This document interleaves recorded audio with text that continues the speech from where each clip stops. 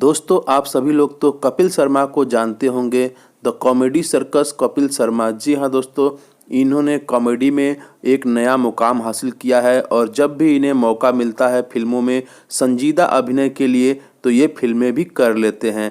दोस्तों, आज हम बात करने वाले हैं कपिल की फिल्म जिगाटो के बारे में, जो पिछले दिनों ही रिलीज हुई है।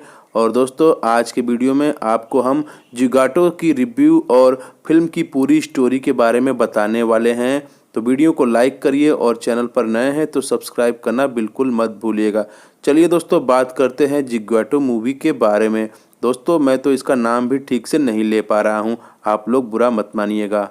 जिगाटो मूवी के बारे में बात करें तो इस फिल्म में हमें एक्टिंग करते हुए दिखेंगे कपिल शर्मा, सहाना गोस्वामी, गुल पनाग, सयानी गुप्ता, स्वानंद किरकिरे। दोस्तों, अगर हम बात करें इस फिल्म के बारे में तो लॉकडाउन और कोरोना की मार के अनगिनत लोगों की ज़िंदगियों को बदल कर रख दिया था। उन्हीं ज़िंदगियों में से डायरेक्टर नंदिता दास कारखाने की नौकरी गंवा चुके एक आम आदमी जो अब फूड ऐप पर डिलीवरी बॉय बन चुका है, उसकी कहानी लेकर ये आई हैं। इसमें दिलचस्प बात यह है कि इस परतदार गंभीर कहानी के हीरो के लिए उन्होंने कॉमेडी किंग कहलाने वाले कपिल शर्मा को चुना है। निसंदेह फिल्म को लेकर नंदिता दास की नीयत पर शक नहीं किया जा सकता। उन्होंने एक बेहद ही प्रासंगिक विषय को संवेदनशील रूप में हैंडल किया है, मगर कहानी की सुस्त रफ्तार और कमजोर स्क्रीन प्ले के कारण यह एक उत्कृष्ट फिल्म बनते बनते रह गई।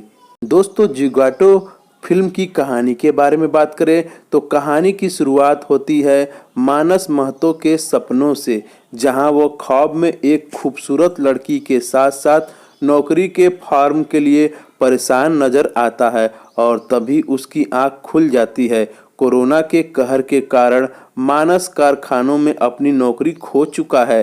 किसी तरह 8 महीने तक गुजारा करने के बाद एक फूड डिलीवरी ऐप में डिलीवरी बॉय का काम मिलता है। मानस और उसका परिवार झारखंड से उड़ीसा महज अच्छी नौकरी और जिंदगी की तलाश में आया हुआ है, मगर उस वक्त वो इस बात से अनजान थे कि उनके जीवन की चुनौतियों का अंत नहीं है।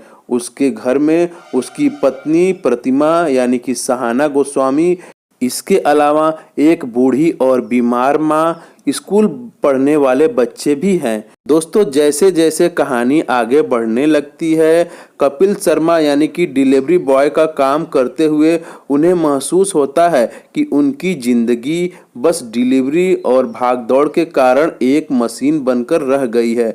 उसकी पत्नी प्रतिमा घर पर और पति को आर्थिक सहयोग देने के लिए मालिश का काम करने जाती है, मगर वहां उसे वैसी सफलता नहीं मिलती है।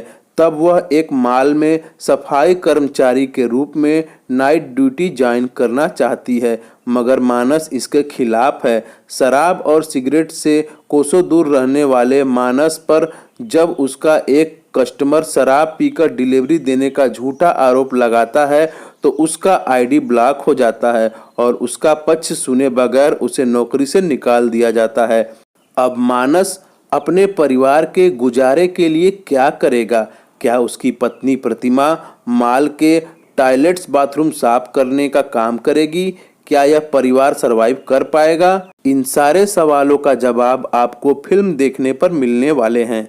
दोस्तों, जिगाटो फिल्म के रिव्यू के बारे में अगर हम थोड़ी सी चर्चा करें तो फिराक और मंटो के बाद डायरेक्टर और एक्ट्रेस नंदिता दास की यह तीसरी फिल्म भारत की गिग इकोनॉमिक पर करारा कटाक्ष करती है। एक फूड ऐप डिलीवरी बॉय की रेटिंग, इंसेंटिव और परफॉर्मेंस की विडंबनाओं को दर्शाती है। यह परिवार के भीतर लैंगिक भेदभाव जैसे मुद्दों को भी छूती है, जहां डिलीवरी बॉय मानस की तुलना में सफाई कर्मी बनकर प्रतिमा की तनख्वाह पति से ज़्यादा होने पर पारिवारिक कलह बढ़ने का भी संकेत साफ झलकता दिखाई देता है। वहीं नंदिता क्लास और कास्ट के विभाजन को दर्शाती है, जब मालिश वाली के रूप में सहाना गोस्वामी को अमीरों की बिल्डिंग में सर्विस लिफ्ट से जाने की हिदायत दी जाती है।